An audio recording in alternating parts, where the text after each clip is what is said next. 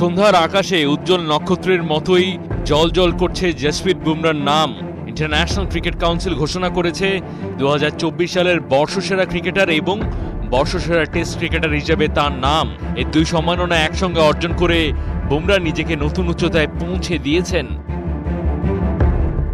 ভারতের হয়ে এ সম্মান আগে পেয়েছেন 4 কিংবদন্তি: সচিন টেন্ডুলকার, রাহুল দ্রাবিড়, বিরাট কোহলি এবং রবিচন্দ্রন অশ্বিন। কোহলি এই সম্মান দুবার পেয়েছিলেন। এবার সেই তালিকায় যুক্ত হল বুমরার নাম। বর্ষসেরা ক্রিকেটার হওয়ার দৌড়ে তার প্রতিদ্বন্দ্বী ছিলেন অস্ট্রেলিয়ান ট্রেভিস হেড, ইংল্যান্ডের জো রুট এবং হ্যারি ব্রুক। কিন্তু এই লড়াইয়ে শেষ পর্যন্ত জয়ী হলেন ভারতের এই পেস বোলার।